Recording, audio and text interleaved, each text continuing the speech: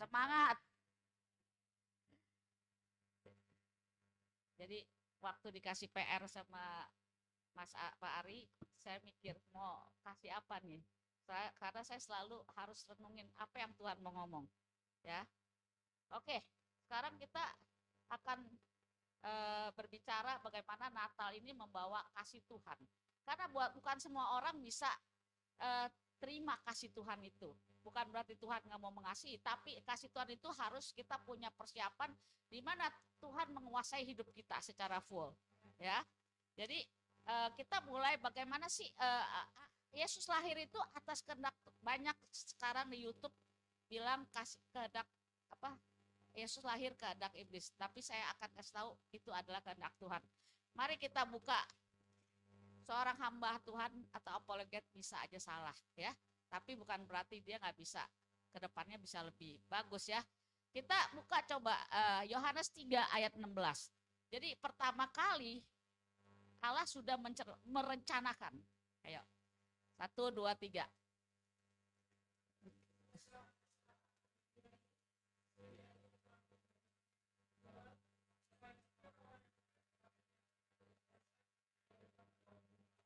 Jadi berdasarkan ini sebetulnya kita harus flashback ke Kejadian 3 ayat 5. Kenapa Yesus harus lahir dan dia mengorbankan diri di kayu salib? Kejadian 3 ayat 5. Biar kita flashback. 1, 2, 3. Tetapi Allah mengetahui bahwa pada waktu kamu makannya matamu akan terbuka dan kamu akan menjadi seperti Allah dan tahu tentang yang baik dan jahat. Terus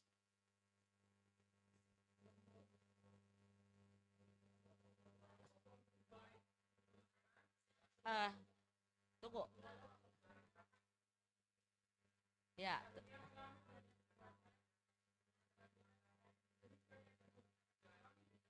oke. Terus kita lihat apa dosa apa iblis di kutuk Tuhan, coba ayatnya kan ada tuh. Terus Kejadian 3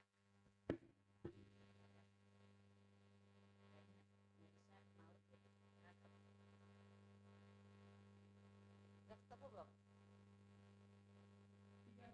Iya coba. Nah, ini benar 3 berarti kurang 1 nih. 1, 2, 3.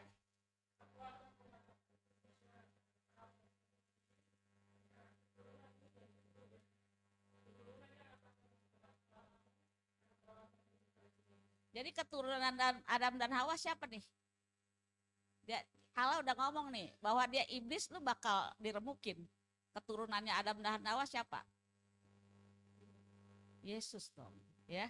Jadi kehendak Allah bahwa Yesus akan lahir itu kehendak Allah, udah dibilang sama mereka bahwa Allah bilang akan meremukkan kepalanya, turunannya turunan siapa? Yaitu Adam dan Hawa sampai ke Maria, ya. Jadi ini Yesus yang akan itu. Coba kita kedua lihat nubuat para nabi. Jadi kenapa kita harus kaleidoskop dari awal sampai akhir? Nubuat para nabi Yesaya 7 ayat 14. Jadi Yesus itu lahir karena apa? Karena kehendak Allah dan dinubuatin oleh para nabi. Kejadian 7 ayat 14. Yuk kita baca. Apa Yesaya 7 nomor 14.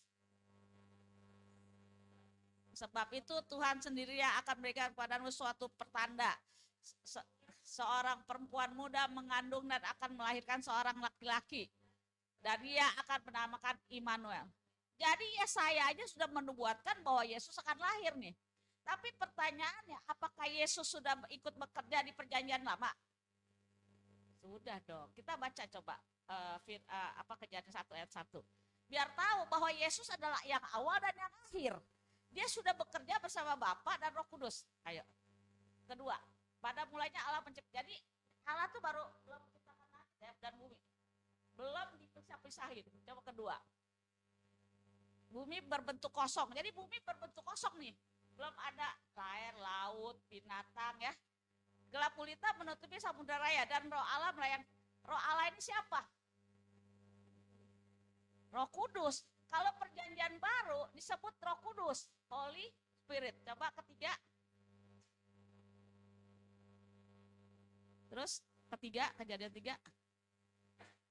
Kejadian 1 ayat 3. Nah, 1, 2, 3.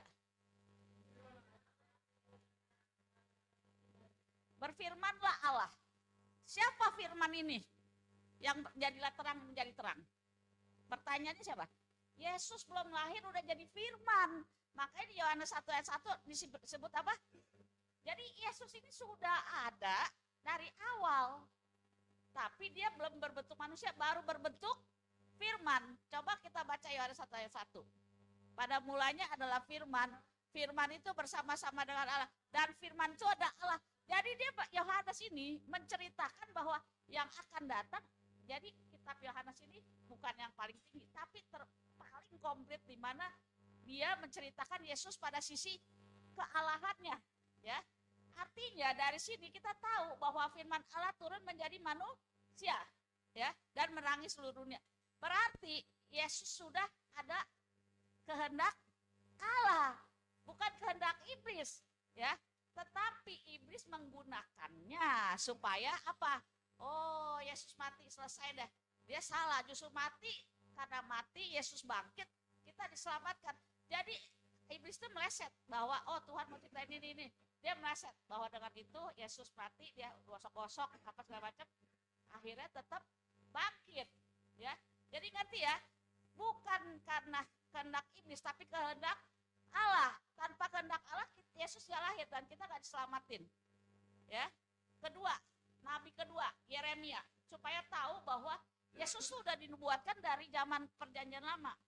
Yeremia 23 ayat 5.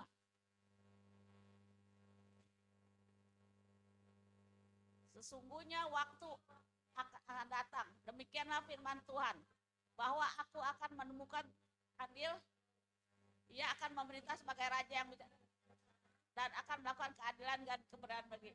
Yesus juga disebut raja dari segala raja, ya. Ini udah di doa terakhir kita lihat Daud ngomong apa? 2 Samuel 7 ayat 12. 2 Samuel 7 ayat 12. Nah, kita udah lihat ya, Allah sudah merencanakan para nabi. Coba.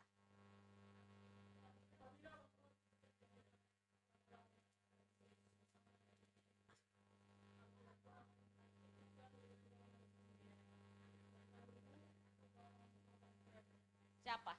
Yesus yang akan datang. Jadi nanti waktu kerajaan 1000 tahun Tuhan Yesus turun, dia menjadi raja segala raja. Pertanyaannya, kita sebagai anak Tuhan akan bekerja bersama Tuhan dengan gada besi. Nah, pertanyaannya, waktu Yerusalem baru sama bumi baru itu ada di mana? Orang berpikirnya apa? Kan terakhir kan setelah iblis dikeluarin, ya dong, terus dimasukin lagi untuk selama-lamanya, ya dong. Kata putih, nah turunlah, keluarlah Yerusalem baru dan bumi baru. Itu ada di mana? Pertanyaan saya. Di bumi. Jadi Yerusalem baru turun, dan bumi baru turun di bumi, bukan di sorga lagi ya. Jadi artinya kita akan dipulihkan seluruh dunia bumi ini setelah Yesus datang kedua kali. Amin. Jadi ini adalah rencana Tuhan yang dahsyat yang akan datang, ya. Nah, kaleidoskopnya pertama, kenapa Yesus harus lahir? 1, Injil Lukas 1 ayat 35. Kita baca. Kita lihat dulu ya, baru Natal itu membawa kasih Tuhan, kasih Allah. Injil Lukas 1 ayat 35.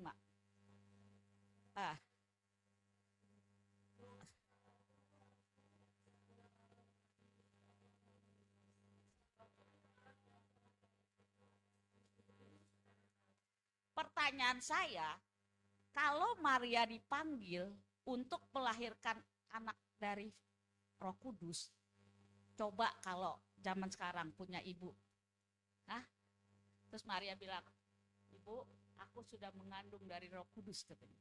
Ibunya kaget, lu gue biar bisa bahasa roh 20 jam sehari juga gue gak percaya nih, bener gak? Jangan lu selingkuh. Nah, bayangin seorang Maria yang dia bilang siap Tuhan, ya kan, kita baca selanjutnya Matius 1 ayat 20.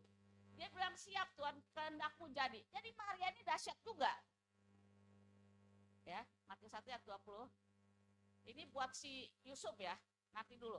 Jadi pertanyaan saya, Maria dipanggil Tuhan untuk mengandung Roh Kudus, dia pakai nolak gak? Enggak. Tapi pertanyaannya, anak sekarang kalau suruh melayani, pakai nolak. Nanti dulu lah pastor ya. Ntar gue lagi ada main, ada janji sama, bener gak? Tapi dulu Maria, dia gak pakai nolak. Dia bisa aja dirajam. Karena orang berzina rajam. Tapi kan zaman dulu gak boleh ketemu. Yusuf sama Maria itu tunangan, tapi dia gak boleh ketemu kawin. Beda ya. Jadi artinya bagaimana seorang Yusuf atau namanya Yusuf tahu Maria hamil tanpa ada perkawinan. Coba bayangin betapa malunya Maria mengandung anak tanpa bapak. Kalau sekarang disebut anak di luar nikah. Coba kita baca apa kata Yusuf. Tetapi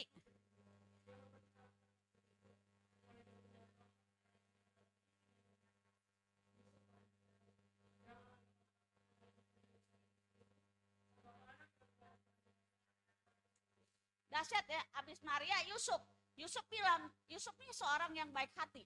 Dia sebenarnya mau ninggalin Maria, tapi dengan diam-diam dia tidak mau menyakiti hati Maria. Waktu dia mau meninggalin diam-diam, malaikat ngomong, ya dong. Ya, terus lanjutin.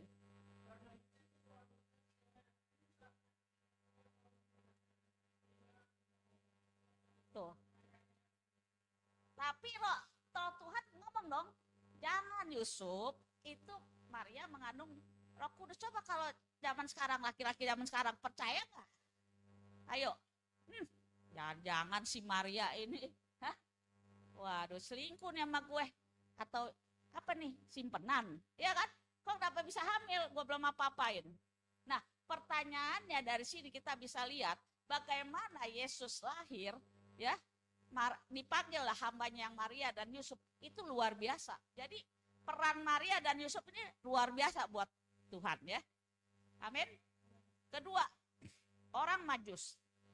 Matius 2 ayat 11. Jadi kita kaleidoskop sedikit sebelum dia sampai besar. Matius 2 ayat 11.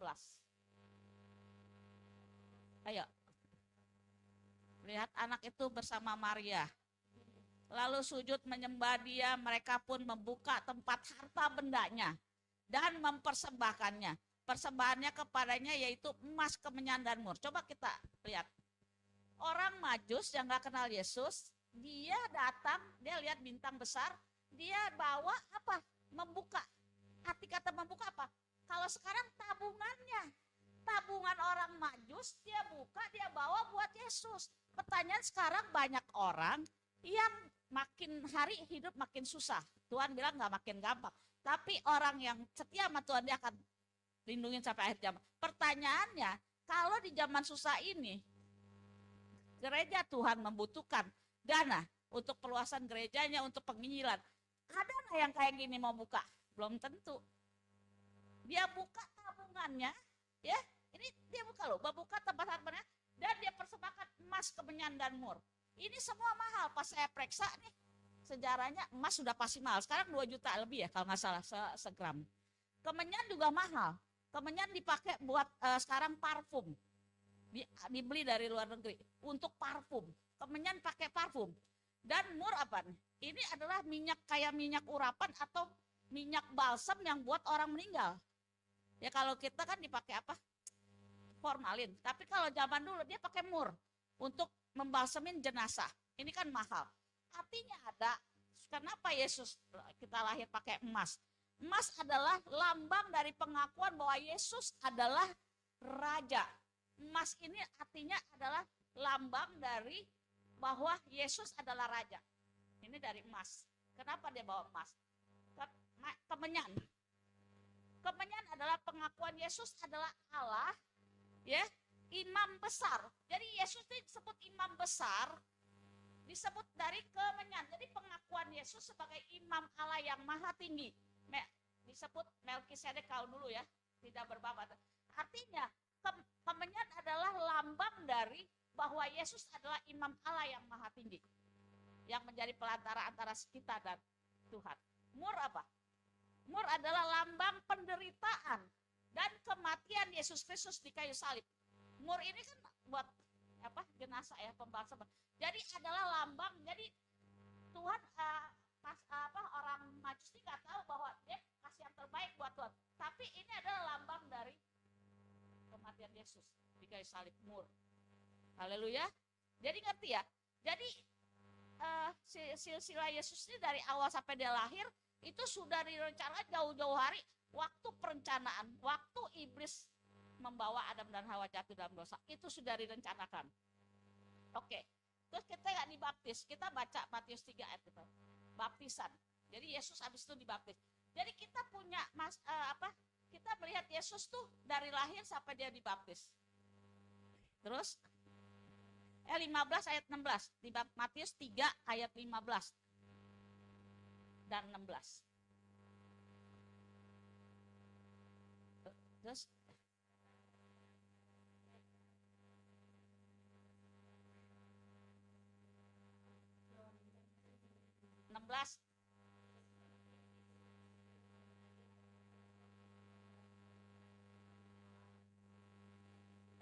tunggu ya. Pertanyaan saya, baptisan itu penting atau sebagai simbol? Hanya simbol. Baptisan itu bukan simbol, tapi begitu pentingnya sehingga kalau bahasa aslinya itu melihat terbuka, langit terbuka, bahasa aslinya terkoyak. Jadi waktu dibaptis, langit terkoyak, turunlah Roh Kudus dalam hidup kepada Yesus. Begitupun kita. Jadi ini peristiwa yang sangat penting, di mana waktu kita dibaptis bukan hanya simbol, bukan. Jadi Allah membuka, terkoyak langit dan turunlah Roh Kudus dalam hidup kita. Nah, bagaimana? Kenapa Roh Kudus itu banyak orang dia baru orang bertobat, dia belum bisa mengoptimasikan Roh Kudus dalam hidup kita, karena ada caranya bagaimana Roh Kudus itu menyala-nyala dalam hidup kita. Ya, artinya pembaptisan bukan hanya simbol, tapi suatu hal penting. Makanya anak saya Jack akan tahun depan saya minta baptis. Kenapa? Itu langit terbuka, terkoyak, Roh Kudus turun dalam hidup kita. Terkoyak, bukan terbuka. Nah, begitu gawe Yesus waktu mati. Tirai terbelah. Itu bukan terbelah. Kata bahasa aslinya sama di sini. Terkoyak. Kenapa dari atas ke bawah? Karena dari atas inisiatif Tuhan untuk menyelamatkan kita. Itu inisiatif Tuhan, bukan inisiatif manusia. Makanya dari atas ke bawah dia terkoyak. Sehingga antara batasan ruang Maha Kudus dan ruang kudus terkoyak. Amin. Jadi kalau kita belajar bahasa aslinya, itu lebih dalam dari bahasa asli Indonesianya. Terkoyak itu beda loh sama terbuka. Terkoyak itu kayak buah. Begitu, ya. Jadi baptisan itu sangat penting. Dengan ada baptisan, Roh Kudus turun dalam hidup kita. Oke, terus mengajar. Yesus mengajar selama 3 tahun. Dari 30 sampai 3. Kenapa orang banyak bertanya, kenapa sih Yesus di tahun 30 tahun baru dia keluar? Pertanyaannya ada nggak? 12 tahun dia sudah mengajar loh di Bait Allah. Dan para rabi bingung, ini kok anak 12 tahun bisa ngajar? Kenapa 30 tahun dia baru keluar melayani Tuhan? Nggak tahu. Pas bahasa sejarah, bahasa Israel, itu kalau usia 30 itu udah dianggap matang untuk pelayanan. Jadi di sana harus umur 30 tahun dianggap matang untuk keluar pelayanan. Jadi Yesus disiapkan Tuhan sampai umur 30 tahun untuk melayani Tuhan selama 3 tahun. Ya, jadi kalau orang bilang Yesus kemana aja tuh 30 tahun? Ada, tapi dipersiapkan. Kenapa? Karena bangsa Israel maunya 30 tahun baru ada pelayanan. Dia nggak bisa melanggar itu, maka diikutin lah 30 tahun. Amin. Jadi harus tahu ya. Nah, dengan adanya dia 3 tahun, murid-muridnya ngikut segala macam, terjadilah apa? Kita balik kenapa harus ada kasih Tuhan dalam hidup kita? Natal ini harus ada kasih Tuhan. Kasih Tuhan yang ada melingkupi hidup kita. Ya. Kita baca balik lagi Yohanes 3 ayat 16. Kasih Allah itu ada di situ. Karena begitu besar kasih Allah akan dunia ini, sehingga ia telah mengaruniakan anak yang tunggal supaya setiap orang yang percaya kepadanya tidak binasa melainkan beroleh hidup. Ini beratus-ratus kali hamba Tuhan ngomong soal Yohanes 3 ayat 16. Benar? Udah bosan ya? Bosan apa enggak? Nah, waktu saya mendengar ini, ada satu remah pengajaran yang Tuhan kasih juga dari pastor. Kenapa kasih Tuhan ini dalam hidup kita? Karena kita harus punya kasih. Kasih Tuhan itu apa sih? Kenapa orang bisa jatuh bangun dalam pertobatan? Karena dia belum punya kasih Tuhan yang secara full. Kalau orang punya kasih Tuhan yang secara full, dia nggak akan jatuh bangun lagi. Pertanyaannya, saya pernah bertobat di usia 20 tahun, dibaptis, sekolah di Reform. Setelah 5-6 tahun, saya jatuh lagi. Ya kan? Nah, saya belum tahu, sekarang saya baru tahu ketika kasih Tuhan ada dalam hidup kita, kita nggak jatuh bangun kayak yoyo, ya. Setelah itu saya balik, saya puasa biar bisa Roh Kudus bisa menyala-nyala hidup saya. Nah, mulailah setelah 5-6 tahun lagi turun, tapi saya cuma 1-2 tahun. Jadi karena Roh Kudus sudah menyala-nyala, jatuhnya sebentar. Nah, pertanyaan saya, setelah umur 40 tahun saya bertobat total sampai hari ini, tidak jatuh bangun, ternyata saya sudah belajar bagaimana kasih Tuhan melingkupi kita. Mau tahu apa sih kasih Tuhan? Bukan hanya kasih ya, Tuhan kasih kita, bukan. Kasih Tuhan adalah ciri-cirinya ada, ya. Kita baca, ciri-ciri kasih Tuhan adalah satu, roh kita nggak pernah kering. Pertanyaan gini, kalau ada anak Tuhan, rohnya kering, kesepian, ya. Dulu saya suka kesepian, jadi kalau Jumat Sabtu saya ajak teman-teman saya keluar ke Labing. Nah, pertanyaan saya, ketika saya di usia 40 tahun bertobat dan mulai kasih Tuhan melingkup saya udah nggak cari teman saya.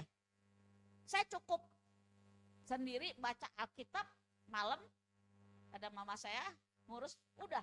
Yang bayangin kalau saya nggak bisa kesepian, karena saya selalu harus bawa rame-rame teman saya. Artinya, baru saya sadar sekarang saya nggak ada teman boleh, nggak ada teman boleh. Jadi ada hasil kita yang pernah kesaksian, dia juga merasa gua harus punya pacar nih, gua harus punya pacar karena gua kesepian. Gua bilang lu harus cari kasih Tuhan, karena ketika kasih Tuhan ada dalam hidup kamu nggak akan cari kasih Tuhan yang lain, kasih yang lain, ya. Jadi tunggu kasih Tuhan melingkupi kamu udah penuh. Nanti kalau datang jodoh yang benar dari Tuhan, baru kamu digerakkan dalam kasih Tuhan itu. Nah, sekarang dia lagi bertobat total, setiap hari dia udah baca Alkitab. Nah, mulailah ketika dia belajar bagaimana mematikan dagingnya, sehingga kasih Tuhan secara full, penuh dalam hidup kita. Itu ciri-cirinya. Satu ya, ketika kasih Tuhan melingkupi kita tidak pernah kosong hidup kita. Ya, ada kesaksian, saya dengar, jadi ini serius, jadi ada orang disuruh Tuhan ke tetangganya untuk menghibur, tapi dia bilang udah males lah. Nggak lama seminggu kemudian tetangganya meninggal bunuh diri. Nah, ini ada kesaksian saya baca. Nah, pas dia tanya ada apa rame-rame, oh di sebelah ada yang bunuh diri, seorang pemuda. Bayangin kalau kita punya kasih Tuhan, kita disuruh menghibur ke sebelah, Tuhan bilang lu hibur tuh, kita kan pasti menghibur ya. Nah, kalau orang yang belum punya kasih Tuhan, dia agak egois, yang penting gua aja selamat. Akhirnya dia nyesel juga. Jadi sekarang saya nggak mau nyesel, kalau Tuhan suruh melayani saya datang. Ya dok, suatu saat saya ke Glodok, ya, saya mau beli pelan itu ya, dibuat di rumah. Ada ibu-ibu cincil lah, umur 76 tahun kakinya. Waktu saya beli, saya ngomong soal Yesus. Saya nggak nyangka dia terima Yesus pada saat itu. Saya juga nggak nyangka. Artinya anak saya ada di Australia, udah Kristen. Tante apa? Masih Buddha. Oke, mau nggak didoain terima Yesus sebagai juru selamat? Mau. Saya juga kaget. Jadi intinya sekarang saya mulai belajar, setiap ada tindakan apapun yang bisa kita bicarakan soal Yesus, siapa tahu dia terima. Kan kita nggak pernah maksa. Akhirnya dia terima dan dia menangis, dia minta kesembuhan kakinya, emang agak gitu. Artinya saya akan datang lagi minggu depan atau pas saya sempat, saya akan samperin itu tante untuk didoakan 2 kali sampai dia terima baptisan percik. Saya mau baptis percik aja lah karena dia udah tua ya. Jadi artinya di sini kalau kasih Tuhan kita ada, kita mengasihi jiwa-jiwa. Satu, kalau ada kasih Tuhan, kita nggak kesepian. Kita nggak cari kasih Tuhan lagi, nggak cari butuh kasih sayang dari orang lain, ya. Kalau di sini nggak ada cewek-cewek muda ya. Kalau cewek-cewek muda dia pasti akan cari kasih sayang. Kalau dia nggak dapat dari Tuhan, dia merasa dia cari tempat lain. Anak muda juga nggak boleh gitu ya. Wah, gue nggak punya pacar nih, gue cari deh pacar cewek-cewek yang lain. Nggak ada. Kalau kamu dipenuhin kasih Tuhan, kamu nggak butuh kasih sayang dari orang lain, karena itu semu. Amin. Jadi kedua adalah mengasihi jiwa-jiwa. Kita terbeban bagaimana supaya orang itu terima Yesus dengan kerelaannya, ya. Jadi mulai sekarang saya tahu, oh setiap kalau kita ngomong di ketua Yesus, dia ada yang bisa terima, ada yang enggak. Kalau enggak terima ya udah, kita kebaskan debu ya. Sekali, dua kali. Haleluya. Ketiga, kasih Tuhan apa? Kasih Tuhan adalah motor dari kehidupan, segala kehidupan kita. Sehingga kasih Tuhan itu memenuhi kita. Amin. Nah, apakah pertanyaannya kalian sudah punya kasih Tuhan? Kan orang bilang, oh ada dong Tuhan sayang sama gue. Belum tentu, ada nggak ciri-cirinya seperti itu? Kalau segala kehidupan kita motornya adalah kasih Tuhan, itu kasih Tuhan melingkupi penuh dalam hidup kita. Ya. Keempat, kalau ada kasih Tuhan, ya, kita mulai bagaimana kita mengenal Yesus dan mengenang kebaikannya. Nah, saya kaget juga nih. Anak saya cuek-cuek. Ayo ke gereja Kaberta. Dia mau ikut. Biasanya saya ajak ke tempat lain, nggak mau ke gereja lain. Dia kan, kok Jack mau? Habis Jack inget jasanya Kaberta. Wah, haleluya, kecil-kecil. Hah, kaget juga saya. Ya, dia ngomong begitu loh. Saya nggak nyangka itu. Makanya dia rajin ngikut kan. Sebetulnya dia udah dari gerejanya udah 1:30 nyampe ya. Ada, tapi dia tetap ikut. Tapi mesti disogok makanan juga dikit. Ya, jadi kasih Tuhan keempat adalah bagaimana kita tahu Tuhan begitu sayang sama kita. Dari hal-hal yang kecil sampai hal-hal besar. Orang kalau nggak ada kasih Tuhan, dia nggak peduli. Tuhan kasih gue nggak ya? Enggak. Jadi waktu saat saya juga mikir, saya doyan kerupuk, namanya kerupuk Bangka ya. Di tempat rumah saya itu biasa enak. Enggak ada. Saya cuma di hati saya bilang, di kemana nih ya kerupuk Bangka? Tiba-tiba ponakan saya bawa kerupuk Bangka ke saya dan saya doyan. Terus ada ke rumah saya, bayangin. Itu baru pikirin, belum saya minta nyari. Jadi waktu saya mikirin, oh saya mau ini. Tuhan tuh luar biasa. Ya, apapun yang baru saya pikirin, datang loh. Datang. Jadi saya baru mikir ini, datang. Baru mikir ini, datang. Belum minta. Jadi saya mikir, gila ya Tuhan tuh sayang banget. Dari kita pengen makan kecil aja, dia udah tahu. Apalagi yang besar. Amin. Kasih Tuhan adalah kita mau mengenal Tuhan secara kecil-kecil. Nggak usah, oh gue disembuhin. Kemarin saya ada kesaksian teman yang saya kenal, artis besar, dia punya stadium 4B. Dan dokter bilang 3 bulan sudah lewat. Ternyata sampai hari ini dia disembuhkan, puji Tuhan. Saya kenal dekat juga lumayan. Artinya, tuh itu yang besar. Jadi jangan lihat yang besar, yang kecil dulu. Kalau yang besar, nanti besok kamu nggak sembuh, kamu bilang apa? Wah Tuhan nggak adil nih. Yang situ sembuh gua nggak disembuhin. Enggak. Jadi kita harus belajar bagaimana dari yang kecil sampai yang besar. Tuhan bekerja dalam hidup kita.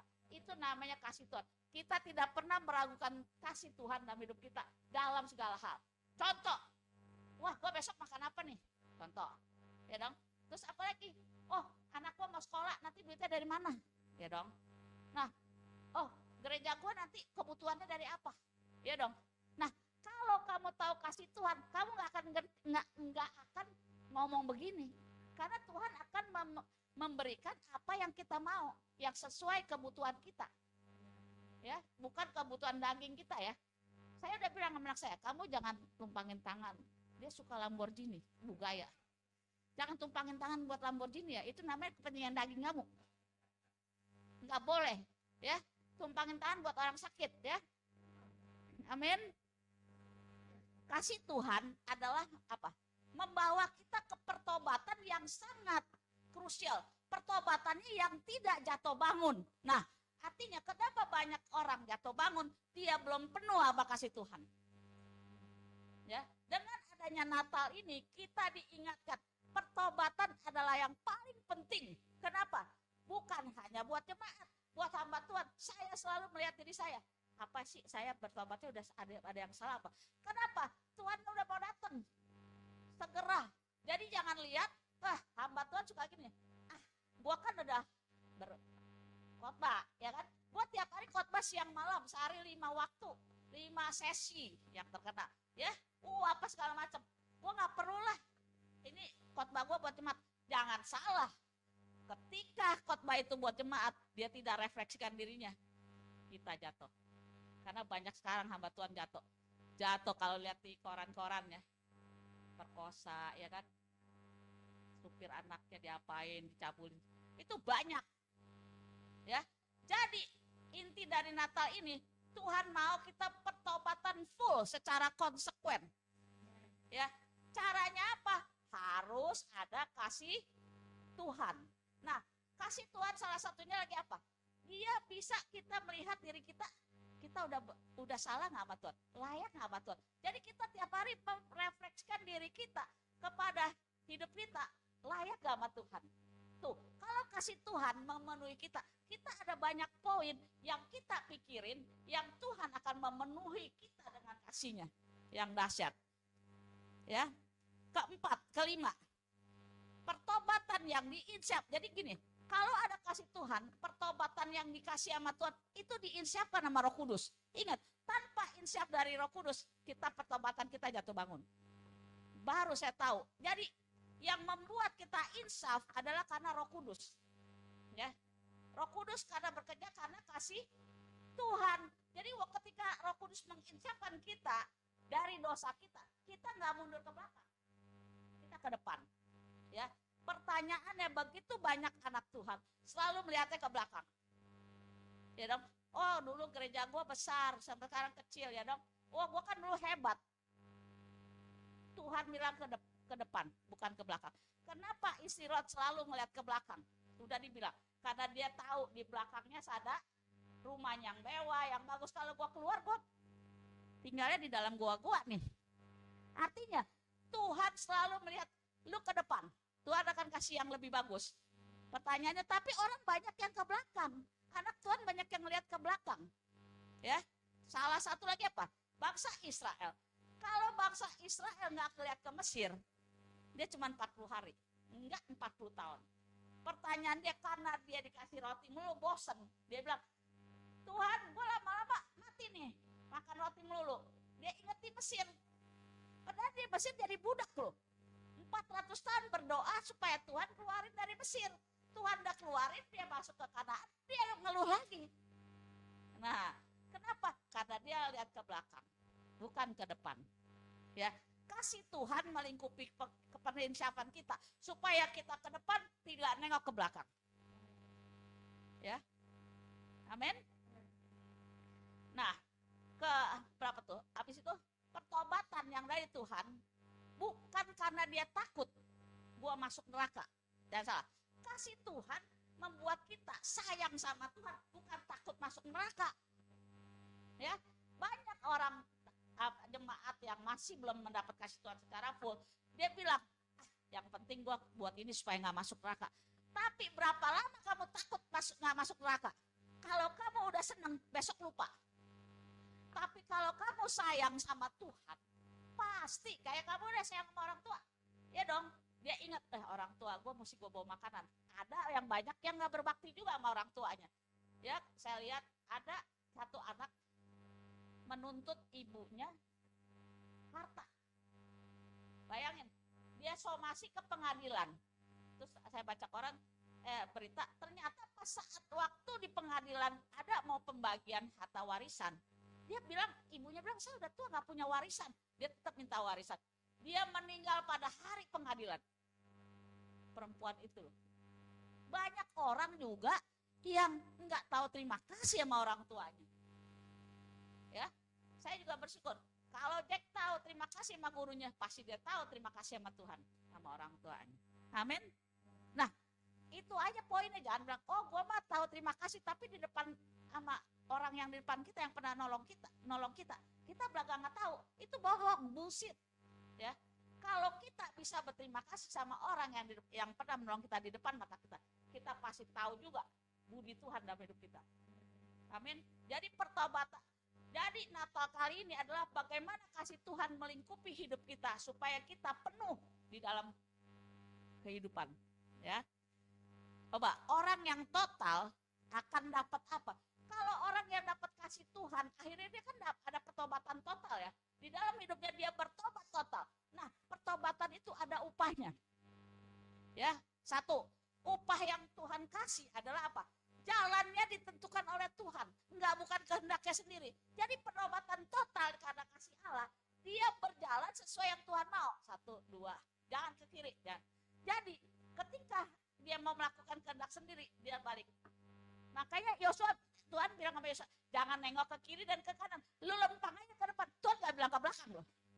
Jadi habis itu sekarang saya doanya gini, saya juga ada pernah salah kenalin teman saya, artis jadi buka perusahaan, akhirnya bos itu teman dekat saya malah minta balik, udah investasi minta balik. Itu saya salah juga, ya kan? Kenapa saya nggak tanya Tuhan? Saya tanya Tuhan, tapi karena orang itu buru-buru bikin PT, ya, jadi kan kita nggak bisa apa-apa ya. Wah ini serius nih kali. Ternyata setelah 6 bulan atau 8, dia telepon, waduh gimana deh investasi balik? Ya mana bisa diinvestasi dibalikin yang sudah ada, ya kan? Ya saya cuman kita usaha. Jadi saya bilang, Tuhan ampunin saya. Sekarang apapun yang saya jalan, apapun yang saya bisnis, apapun yang saya mau khotbah, apapun jalan hidup saya, Tuhan intervensi kalau Tuhan nggak mau. Nah, itu tekad saya di tahun depan adalah bagaimana Tuhan memimpin saya dari hari ke hari ke depan, bukan ke belakang. Dan kalau bukan kehendak Tuhan, Tuhan batalin. Saya siap. Jadi intinya adalah ketika ada pertobatan total karena kasih Tuhan yang ada ciri-ciri tadi, ada jalannya kehidupan kita dipimpin sama Tuhan. Karena Tuhan lebih tahu daripada kita. Di depan ada apa? Tuhan lebih tahu. Jangan sok tahu, ya. Kadang kita sok tahu. Wah, yang ini bagus nih, ya kan? Nah, itu karena daging. Ya. Amin. Kedua, pertobatan yang total karena kasih Tuhan di Natal ini adalah apa? Hidupnya menjadi kreatif, bukan pasif. Jadi gini, bahayanya kalau roh kita pasif, bahaya. Kenapa? Kita ya udahlah, gini aja lah. Wah udah ke gereja dipakai Pak Aref, ya gua datang aja lah. Dia pasif. Kalau aktif, nggak perlu disuruh datang, dia datang. Nggak suruh di pelayanan, bisa apa nih tenaga saya Pak Ari? Saya mau. Itu namanya aktif. Jadi nggak usah penginjilan juga nggak perlu. Lu besok nginjilin nggak perlu. Ketika kita ada kesempatan kita memberitakan Injil, itu namanya aktif, ya, bukan pasif. Ada lagi roh yang pasif itu Tuhan nggak suka. Itu namanya di comfort zone. Dia demen di sini doang, ya. Gua nggak butuh apa-apa, yang penting gua selamat. Itu namanya comfort zone. Tuhan nggak suka, ya. Ketika kita ada pertobatan total karena kasih Allah dan diinsapin sama Roh Kudus. Kedua, kita dapat hidupnya kita menjadi kreatif, ya, nggak males. Nah, kadang makanya Gen-Z sekarang, Jack juga nggak boleh males.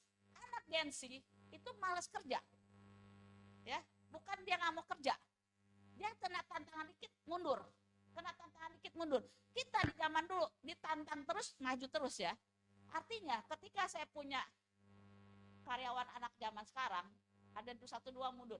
Waktu saya didik, dia pelan-pelan mundur. Kenapa? Dia merasa kita omelin, kita kasih tahu nasihat, diperasa dihakimin atau gue diomel-omelin. Padahal kita kasih tahu ini yang ini. Nah, anak Gen Z sekarang nggak bisa digituin. Nah, Jack juga suka saya omelin, ya. Dikasih tahu, ngomel melulu nih mama. Dan dia nggak ngomong, nggak berani sama saya, sama susternya tuh ya di belakang. Ya, enggak. Jadi anak Gen Z enggak dikasih tahu, dia bilang dia ngomel. Padahal dia dikasih tahu jangan yang kiri dan ke kanan. Makanya saya malas ngomel sama dia. Saya kasih tahu aja baik-baik. Kenapa? Anak Gen Z sekarang agak-agak ini ya, rentan. Nah, kita udah di babak habis ya, udah jatuh bangun, bok, duit saya tinggal 1.000 dari banyak, naik lagi. Waduh, kalau anak buah saya bilang, bila kalau jadi lu gua nggak sanggup. Naik turun. Nggak gampang kalau punya duit jatuh, naik lagi, jatuh nggak gampang. Sekarang saya kapok, kagak mau jatuh lagi. Karena itu kelakuan saya, bukan karena Tuhan ya. Ketiga, waktu kita ada pertobatan yang sungguh. Jadi ingat, Natal bukan hanya sekedar merayakan Tuhan lahir di palungan, tapi bagaimana Tuhan mau kita ada pertobatan yang total, secara konsisten dan secara penuh. Ya, ketiga, hidupnya menjadi berhasil. Jadi apa yang dia lakukan selalu berhasil dan selalu beruntung. Makanya Yosua dibilang, kalau kamu bekerja terus, kamu akan selalu beruntung. Beruntung beda loh. Beruntung kalau orang Cina bilang hoki, itu namanya hoki. Ya, nggak kerja, kita kerja. Orang lain yang kerja keras, kita yang nikmatin, itu hoki. Ya, jadi saya punya perusahaan diperkecil dikit karena seluruh dunia ya mengalami penurunan. Jadi omsetnya turun tuh. Wah, rugi 2M, ya kan? Waduh, siap aja nih dipecat ya. Sebagai pemimpin kan harus maju dong. Tapi saya 5 tahun membawa keuntungan. Tapi kan namanya masa untung terus ya, turun. Terus waktu saya doa, terserah Tuhan deh, ya kan? Terus pendeta saya di Cikampek, saudara saya bilang, tidak, kamu akan dapat Mazmur 23 ayat 5. Artinya ketika orang tergulung, kamu akan dapat keberuntungan. Wah, artinya Tuhan akan membawa saya keberuntungan dari satu ke satu yang bukan karena saya pinter, karena ada pertobatan total dan kasih Tuhan dalam hidup saya. Amin. Haleluya. Keempat, ketika kita pertobatan total di Natal yang ini, di tahun depan, kita akan mendapat apa? Kejadian-kejadian ilahi yang kita nggak tahu. Mungkin kita biasanya doain orang nggak sembuh jadi sembuh. Itu kan adalah mendapatkan apa? Karunia-karunia ilahi yang kita nggak tahu, akhirnya kita dapat. Ya, amin. Saya juga nggak nyangka waktu didoain, stadium 4B, suaminya mau dioperasi. Saya doain aja, saya nggak pernah terbeban bahwa harus sembuh. Biar Tuhan aja yang sembuhin. Kalau kita yang terbeban, berarti kita yang jadi Tuhan dong. Habis doa, udah jalan. Terus saya tanya, gimana? Sampai hari ini dia masih kuat, umur 65 suami saya. Saya tanya gimana? Makan tuh sehat, stadium 4B. Jadi at least waktu kita mau ada pertobatan total, kita juga didoain orang juga sembuh, walaupun kita nggak nyangka juga dia bakal sembuh, ya kan? Gitu. Artinya ketika kita berjalan sepenuhnya di depan nama Tuhan, ada satu kejadian ilahi dari satu hari ke hari Tuhan kasih dalam hidup kita. Ya, mau nggak kalian seperti itu? Jangan bilang doa gue nggak dijawab di Tuhan, ya dong? Benar nggak? Nggak usah doa, Tuhan kamu baru mikir dikit aja Tuhan kasih, ya dong? Saya jadi terbeban sekarang, bukan terbeban, karena saya sayang sama Tuhan. Saya mau ngebantu gereja-gereja yang baru mulai. Apa yang saya dapat saya kasih. Jadi ada 4 gereja yang saya kalau dapat duit saya bagi. Kalau saya dapat berkat. Tapi herannya Tuhan kasih aja tuh berkat cukup buat saya bagi berempat. Ya kan? Jadi intinya ketika kita belajar untuk murah hati. Nah, pertobatan total juga membuat kita murah hati. Ya. Belajar menjadi murah hati, bukan kita sombong ngasih-ngasih, enggak. Jadi at least yang dulunya kita jajan banyak, kita sisain, kita nggak jajan banyak, ya kan? Sekarang saya berpikir nggak gampang buka gereja mulai dari nol, nggak gampang. Saya nggak mau ngasih gereja yang udah gede, yang udah kaya raya, bukan nggak boleh, karena saya nggak kesana. Pastor saya aja cukup sih 500-600 orang. Jadi at least artinya yang di Cikampek juga orangnya tua semua, tiap hari ada yang mati. Saudara saya, lu ngapain? Aduh, jemaat Neng minggu ini mati 3, banyak banget. Nanti lama-lama lu kagak punya jemaat tuh mati terus. Iya banyak yang tua Ci gitu. Bayangin mereka, saya khotbah di situ. Saya dikasih angpau, saya diam-diam masukin lagi, ada ibu-ibu. Jadi yang punya duit cuma 5 orang dari 600 orang. Terus saya tanya, berapa sih pelayanan kamu? Ada yang goceng, bening gocengnya bagus, sekarang saya aja beli 100.000 gocengan yang bagus dong buat parkir. Ini dilepek-lepek, udah sobek masuk. Bayangin buat Tuhan gitu. Tapi kan kita nggak bisa salahin. Gue bilang, lu harus ngajarin jemaat lu untuk menghargai Tuhan dong, menghormati Tuhan, benar. Jadi bayangin dia punya gereja 600 orang, tapi yang punya duit cuma 4 atau 5 orang, yang persepuluhan. Bayangin, tapi sampai hari ini bisa berjalan, saya bingung tuh. Artinya Tuhan dia memang jalurnya benar. Tuhan apa? Mampu memenuhi gereja ini, termasuk ini ya nggak? Jadi nggak perlu takut, ya berjalanlah terus. Amin. Terus, nah ketika kita ada perobatan total, kita mulai mendapat visi dan misi dari Tuhan. Nah pertanyaannya, udah tahu belum visi dan misi dari Tuhan dalam hidup kita? Nah, bukan hanya gereja punya visi dan misi di sini, tapi kita sendiri pun harus tahu visi kita apa, misi kita apa. Nah, ketika kita ada terjadi perobatan total dan kasih Allah dalam hidup kita, saya mulai tahu visi saya apa, misi saya apa. Saya bukan disuruh buka gereja, saya udah ditawarin sama Pastor Nancy, ya tahu ya, dia buka gereja, nanti ada kalau konseling itu yang kawin apa gitu, itu gede loh. Wah, wah pastor nggak mau gue, karena kalau sudah berpikir gitu, saya nggak mau. Kenapa? Kok lu cari duit dari pelayanan? Bukan berarti pelayanan kamu enggak Tuhan mampu kasih kamu. Dan terbalik nih ya. Jadi Tuhan bilang, lu mah penginjil aja, nggak usah buka gereja. Saya tahu itu. Dan penginjilan saya di gereja, di penjara-penjara tuh yang bandel-bandel keras kepala yang seperti saya sebelum bertobat. Tuhan kenapa di penjara? Nah lu juga dulu begini. Nah aduh, Roh Kudus ngomong, kenapa lu dulu juga bandel nih, kayak bedanya lu di luar, dia di dalam aja. Nah artinya saya mulai tahu bagaimana saya memberitakan Injil untuk orang-orang yang keras kepala nih, stubborn seperti saya. Jadi saya ngerti. Nah bulan ini dikasih 4, saya nggak mau. Waduh jauh banget Cibinong, saya milih. Enggak, udah di sini sama Cipinang doang, tanggal 18. Cibinong, ogah nanti aja tahun depan. Jadi intinya terjadi ada visi dan misi yang jelas dalam hidup kita. Mau ngerjain apa buat Tuhan? Enggak, orang bingung. Ada worship leader, gua nyanyi dah. Ya dong. Oh, besok nih sudah gua khotbah dah. Ya dong. Oh, gua dari enggak. Boleh enggak? Boleh-boleh aja. Tapi kita harus tahu tujuannya. Apa destiny Tuhan dalam hidup kita? Enggak juga semuanya kita harus kerjain. Semua kalau jadi pendeta kayak Pak Ari, enggak ada jadi jemaat ya. Semua jadi pendeta ya. Emang enak. Banyak tuh pendeta-pendeta besar sekarang, dari mulainya dia jalan kaki lewatin kuburan, dia cerita, terus bawa gitar, pelayanan dari satu ke rumah. Itu nggak gampang. Pastor saya sekarang 600 orang, udah 20 tahun apa 15, pertamanya cuma 8 orang. Jadi nggak gampang. Buka gereja itu nggak gampang. Tapi kalau niatnya benar, ya Tuhan suruh, ya buka aja. Jangan takut sama rintangan Tuhan, ya.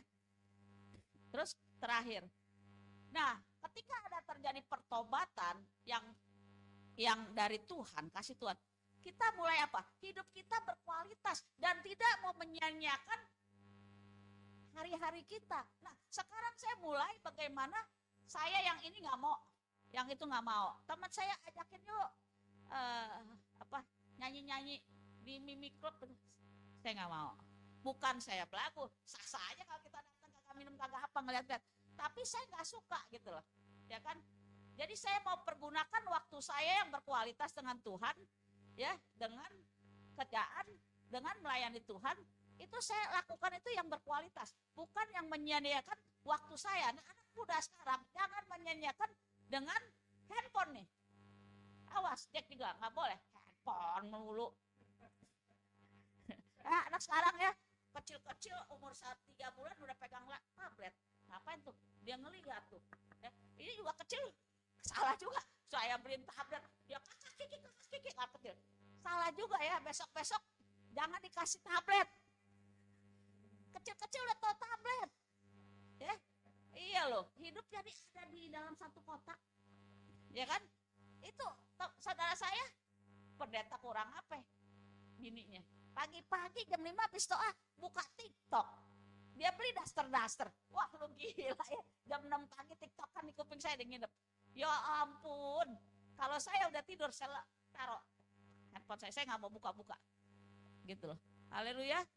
Jadi dari sini kita tahu bahwa Natal adalah rangkuman yang kita dapat hari ini adalah Natal bukan sekedar merayakan hari Kristus Yesus lahir, itu memang penting. Tetapi kita harus tahu Natal ini untuk Tuhan apa? Ada motonya dong, ada visinya. Nah, visi ini adalah pertobatan untuk kedepannya, karena untuk menyongsong kedatangan Tuhan kita harus ada pertobatan total supaya kita ada pakai baju putih. Tuhan bilang baju putih apa? Bukan saya pakai baju putih gini jadi putih, bukan, karena kekudusan ya. Kita mengejar kekudusan. Kenapa? Kita bisa salah nggak? Bisa salah, tapi kalau kita ada kasih Tuhan, kita ada Roh Kudus yang membersihkan, yang menyempurnakan hidup kita. Itu Tuhan yang kasih penyempurnaan, bukan kita ya. Amin. Kita salah nih, besok robah buru-buru saya gitu, gua salah hari ini, besok gua nggak mau lagi. Jadi ada perubahan sikap kita, kita tahu ini Tuhan nggak suka. Nah, ketika ada perubahan, kita disempurnakan Tuhan. Pertanyaannya, banyak anak Tuhan, dia nggak berubah.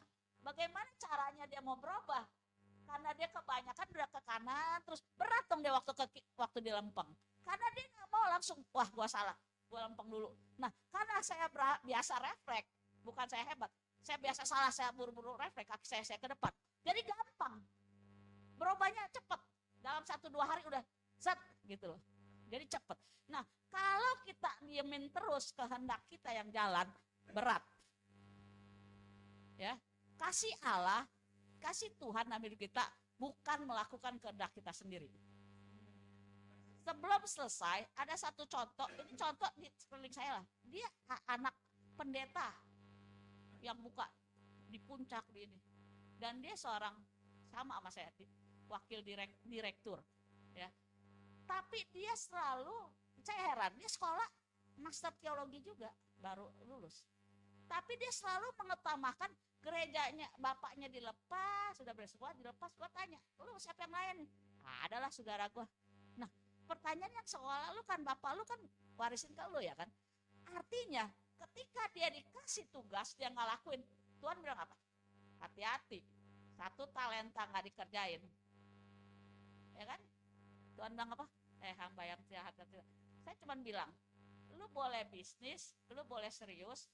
Jadi dia kalau udah ada di depan nih, udah ada mau dibeli perusahaannya gede, mau dibayar, selalu batal, selalu batal. Padahal kan Tuhan janji, kalau ada kasih Tuhan, kita selalu beruntung, ya. Gitu loh. Saya bingung, waduh Tuhan, kalau kali ini dia harus berhasil nih, karena dia ada kasuan sama perusahaan teman saya yang kerjasama.